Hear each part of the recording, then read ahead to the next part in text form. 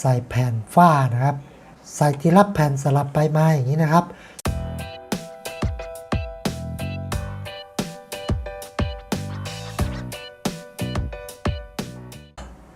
สวัสดีครับพบกับผมช่างพ่อบ้าน DIY นะครับวันนี้ผมจะพาทุกท่านมาทำฝ้าทีบาร์นะครับซึ่งมีทั้งหมด5ขั้นตอนง่ายๆตามนี้นะครับเริ่มกันโดยขั้นตอนที่1นะครับก็คือเราหาระดับก่อนนะครับหาระดับของจุดที่เราจะตีฝ้านะครับ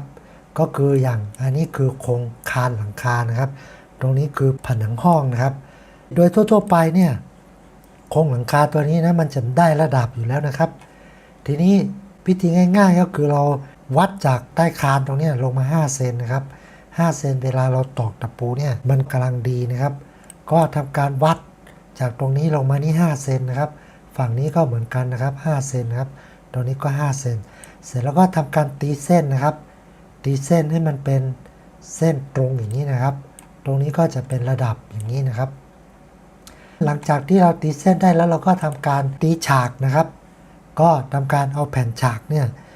มาแนบขนานกับตัวเส้นที่เราตีเลยนะครับแล้วก็ตอกตะปูเข้าไปนะครับตอกตะปูห่างกันทุกๆ30เซนนะครับตอกยึดฉากตรงนี้ไว้นะครับส่วนตรงมุมนะครับวิธีการเข้ามุมก็เป็นลักษณะอย่างนี้นะครับจริงๆตรงเนี้ยเราสามารถตัดตรงนี้ให้มันเป็นฉากอย่างนี้ก็ได้นะครับหรือจะไม่ตัดก็ได้นะครับไม่มีปัญหานะดูจากข้างล่างก็จะเป็นลักษณะอย่างนี้นะครับส่วนตรงจุดไหนที่มีรอยต่อนะครับเราก็เอามาต่อกันอย่างนี้แล้วก็ตอกตะปูยึดเข้าไปอย่างนี้นะครับมันก็จะมองเป็นรอยต่อนิดนึงแต่มันก็ดูเรียบร้อยดีนะครับจากนั้นก็วางทีเมนนะครับทีเมนก็คือตัวนี้นะครับตัวนี้คือตัวทีเมนนะครับวางตัวทีเมนเข้าไปนะครับ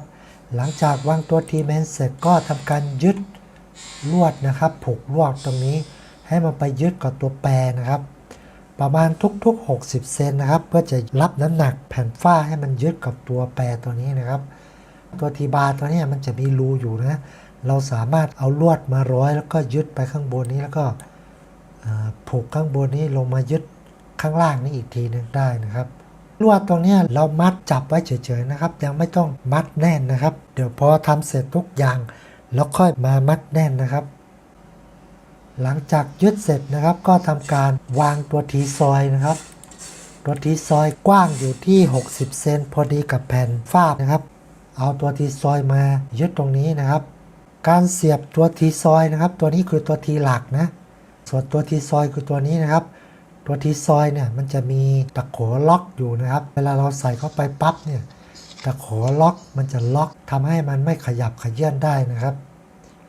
หลังจากยึดตัวทีซอยเสร็จแล้วเราก็ทำการใส่แผ่นฝ้านะครับใส่ทีละแผ่นสลับไปมาอย่างนี้นะครับเพื่อให้น้ำหนักมาลงที่ตัวฝ้านะครับพอเดี๋ยว